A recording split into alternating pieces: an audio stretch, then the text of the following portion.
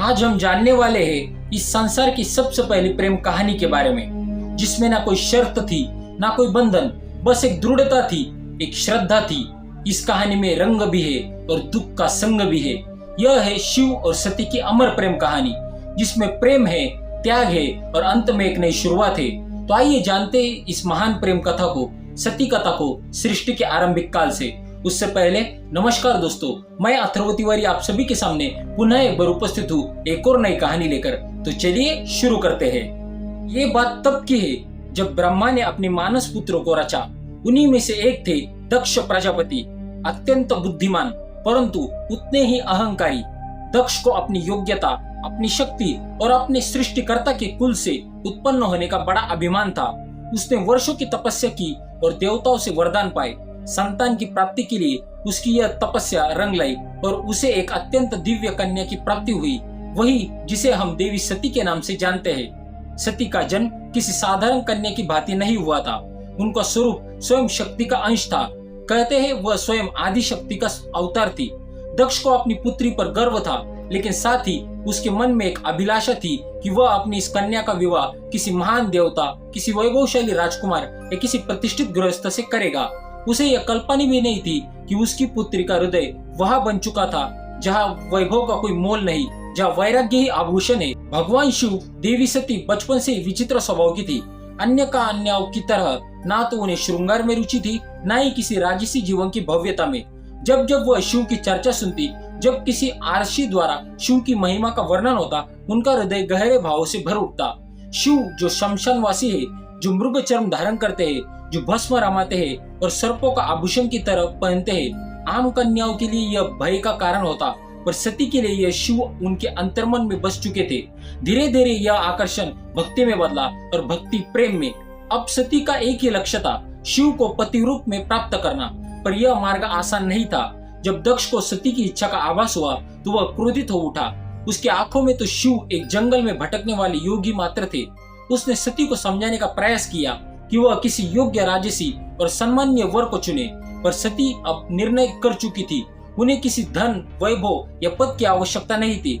उन्हें चाहिए था वह परम पुरुष जो संन्यास में भी पूर्ण है, जो मौन में भी संपूर्ण है। और इसी लक्ष्य के लिए सती ने आरंभ की कठोर तपस्या। पर्वतों की गुफाओं में प्रचंड वायु और वर्षा के बीच सती ने भोजन तक त्याग दिया। उन्होंने पृथ्वी पर बैठकर खुले आकाश में बिना निद्रा केवल शिव के ध्यान में लीन रहकर दिन, सप्ताह और महीनों तक तप किया। देवताओं तक को आश्चर्य हुआ कि एक कन्या इतनी कठोर तपस्या कैसे कर सकती है। और जब उनकी तपस्या की अग्नि ने त्रिलोक को प्रभावित करना शुरू किया, तब अंततः भगवान शिव ने उनकी भक्ति को स्वीकार करने का निर्णय लिया। पर यह तो आगे की कथा है।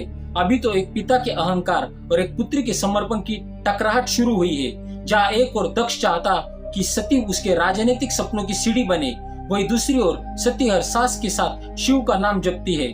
यही संघर्ष इस प्रेम कथा की पहली चिंगारी है, एक ऐसी चिंगारी जो आगे चलकर एक भीषण अग्निकांड बन जाएगी। सती अपनी तपस्या में लीन थी। उनका एकमात्र उद्देश्य था शिव की प्राप्ति।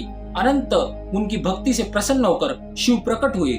शिव मुस्कुराए और एक क्षण में वह उस तपस्विनी के समक्ष प्रकट हो गए। जैसे ही सती ने अपनी आंखें खोली, उनके सम्मुख खड़े थे वही जिनके लिए उन्होंने सब कुछ त्याग दिया था। शिव ने उनके तप, प्रेम और अटल श्रद्धा को देखा और कहा, हे देवी, तुम्हारा प्रेम मुझे बाध्य करता है। आज मैं तुम्हें अर्धांगिनी के रूप में स्वीकार करता हूँ। इस वचन के साथ पूरे ब्रह्मांड में आनंद की लहर दौड़ गई। देवताओं ने पुष्प वर्षा की और फिर आया वह शुभ दिन, जिसका साक्षी स्वयं ब्रह्मा, विष्णु और सारे लोक हुए।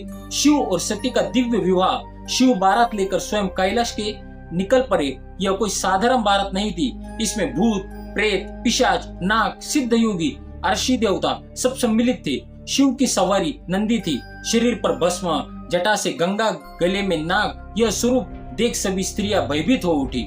पर सती के चेहरे पर गर्व था। उन्हें अपने शिव पर गर्व था। वैभव नहीं, सत्य का स्वरूप थे। वह विवाह का आयोजन राजसी नहीं था, पर दिव्यता से भरा हुआ था।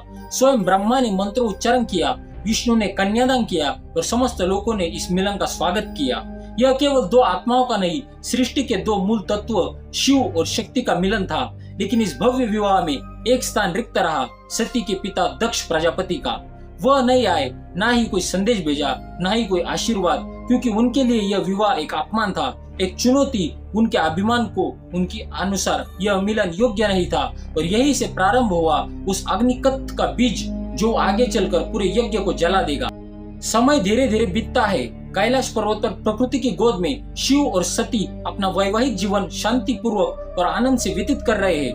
कैलाश की गुफाएं, मंदाकिनी की कलक धारा और बर्फीली हवाएं सब साक्षी थी उस दिव्य प्रेम की जो समय और शब्दों से परे थी। लेकिन इसी बीच एक और स्थान पर कुछ और ही चल रहा था। राजा दक्ष के मन में सती के शिव से विवाह को वह अभी तक स्वीकार नहीं कर पाया। हर बार जब कोई शिव की महिमा का गुणगान करता, दक्ष की भौहें तन जाती। उसे लगता कि शिव ने उसकी पुत्री को अपनी योग्यता से नहीं किसी छल से प्राप्त किया है। वह अपनी सत्ता, अपना रुतबा, अपनी श्रेष्ठता सिद्ध करना चाहता था और उसी घमंड में उसे एक विशाल यज्ञ के आयोजन की प्रेरणा दी। दक्ष ने यज्ञ का आयोजन बड़ी धूमधाम से किया। ऐसा यज्ञ जिसमें समस्त देवताओं, ऋषियों, सिद्धों और लोकपालों को निमंत्रण भेजा गया।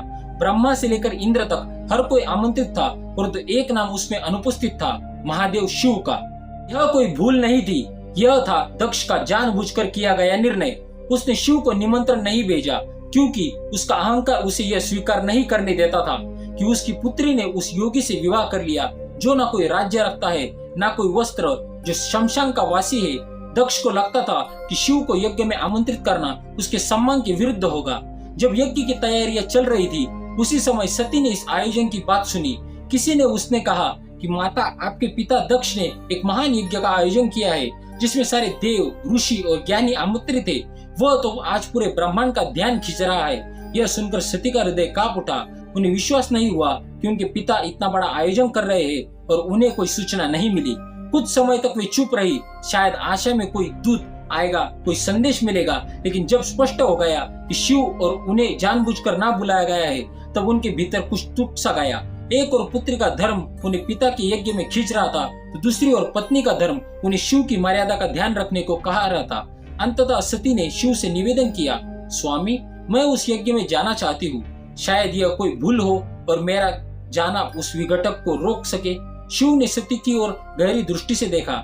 वह जानते थे कि यह आमंत्रण विहीन आयोजन एक साधारण यज्ञ नहीं है। उन्होंने शांत स्वर में सती से कहा, हे प्रिय, जहाँ सम्मान ना हो वह स्वाभिमान को ले जाना व्यर्थ है और मैं नहीं चाहता कि तुम उस यज्ञ में जाओ जो केवल क्रोध और घमंड से जल रही है। परंतु सती व्याकुल थी। उनके भीतर एक द्वंद्व चल रहा था। पिता और पति के बीच उन्होंने पुनः प्रार्थना की, प्रभु, मैं केवल एक पुत्री के रूप में वहां जाना चाहती हूँ।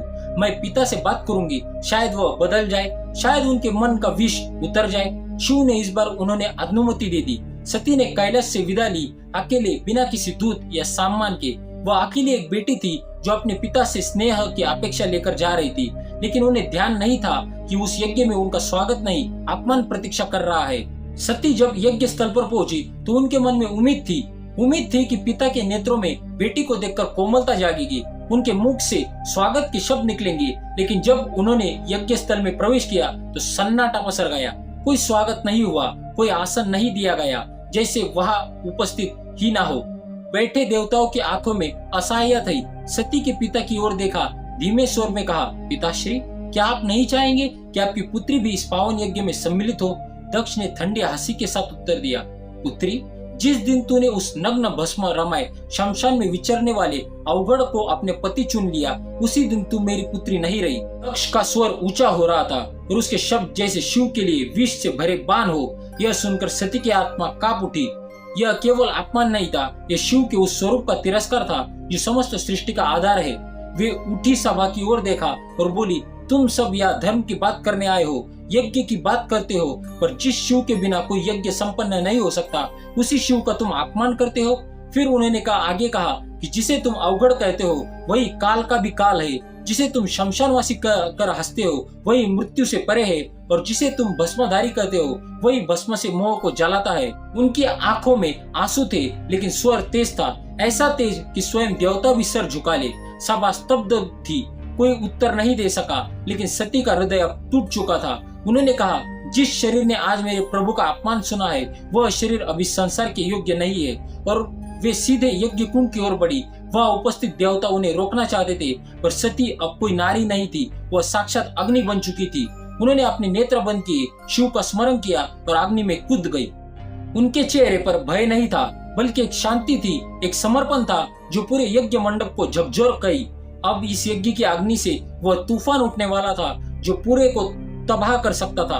तो चलिए अब जानते हैं आगे की कथा। लेकिन उससे पहले अगर आपको वीडियो अच्छी लग रही हो तो वीडियो को लाइक जरूर करें और कमेंट में लिखे हर हर महादेव।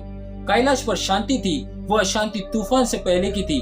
जब भगवान शिव को यह ज्ञात हुआ कि उनकी अर्धांगिनी अग्नि में समर्पित हो गई हो तो उनके हृदय में तूफान उमड़ पड़ा।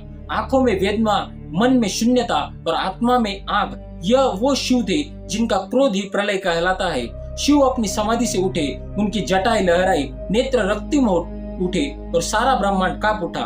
फिर अपने दोनों हाथों से अपनी जटाएं पकड़ी और उन्हें पृथ्वी पर पटक दिया। उसी क्षण पूरी पृथ्वी फटी और उस क्रोध की ज्वाला से प्रकट हुआ एक रूप, भयंकर, तेजस्वी और अजय वीरभद्र।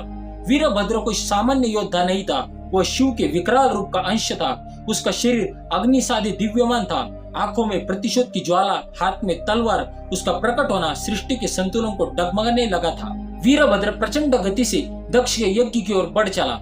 जिस दिशा में वह चलता धरती कांपती, आकाश बदलता और देवताओं के हृदय कांप उठते। जैसे ही वीरभद्र यज्ञ स्थल पर पहुंचा, आकाश में अंधकार छा गया और वीरभद्र प्रकट हो चुका था।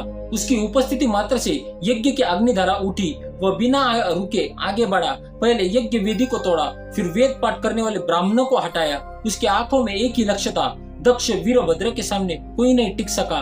वह अकेला था और तो अजय। उसके प्रत्येक प्रहार में शिव का श्राप था और हर गर्जना में सती का विलाप। अंततः वह दक्ष के सामने पहुंचा। दक्ष अभी भी अपने अभिमान में डूबा था। वह चिल्लाया, मैं यज्ञ करता हूँ, मुझे कोई छू नहीं सकता। वीरभद्र ने उसकी आंखों में देखा और कहा, तू पिता कहलाने की योग्य नहीं। आज तुझे उसी अग्नि में भस्म करूंगा जिसमें तूने धर्म का मजाक उड़ाया। और एक ही झटके में वीरभद्र ने अपनी तलवार से दक्ष का सिर धड़ से अलग कर दिया। पूरी सभा सन्नाटा छा गया, देवता स्तब्ध रह गए, यज्ञ की अग्नि बुझ गई और पृथ्वी पर सिर्फ राख रह गई। वो राख जो अंधकार, अधर्म और अपमान की अंतिम परिणति थी। वीरभद्र शिव की आज्ञा पूरी कर चुका था, पर यह कहानी यही नहीं रुकती। अब आएगा वह क्षण जब शिव स्वयं यज्ञ स्थल पर पहुंचेंगे, के शव को उठाएंगे और सृष्टि में संतुलन डगमाएगा। जब महादेव यज्ञ स्थल पर पहुंचे, उन्होंने सती के जल हुए शरीर को देखा। वह दृश्य ऐसा था जिसने स्वयं काल को रुला दिया। शिव ने धीरे धीरे कम कमाते हाथों से अपनी सती को बाहों में उठा लिया। उनकी आंखों में आंसू थे और फिर वह चल पड़े। शिव सती के शव को अपनी गोद में लिए पूरा ब्रह्मांड में भटकने लगे, उस विरह में जो पूरे ब्रह्मांड को भयभीत कर रहा था। ब्रह्मांड असंतुलित होने लगा, देवता भयभीत हो उठे।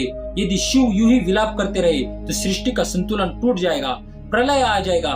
तब सभी देवता भगवान विष्णु के पास पहुंचे और उनसे सृष्टि को बचाने की प्रार्थना की। तब भगवान विष्णु ने अपना सुदर्शन चक्र चलाया। जैसे ही सुदर्शन चक्र चला, उसने सती के शरीर के टुकड़ों में विभाजित कर दिया। शिव कुछ क्षणों के लिए रुक गए पर प्रतिरोध नहीं कर पाए। यह सृष्टि के लिए आवश्यक था।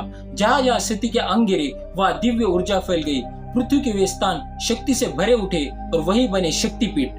यह कोई सामान्य स्थान नहीं, यह उस अमर प्रेम कहानी की गवाही थे जो शिव और सती के बीच था। यह वे स्थान थे जहाँ स्त्री शक्ति, प्रेम, बलिदान और भक्ति सब कुछ एक साथ साकार हुए।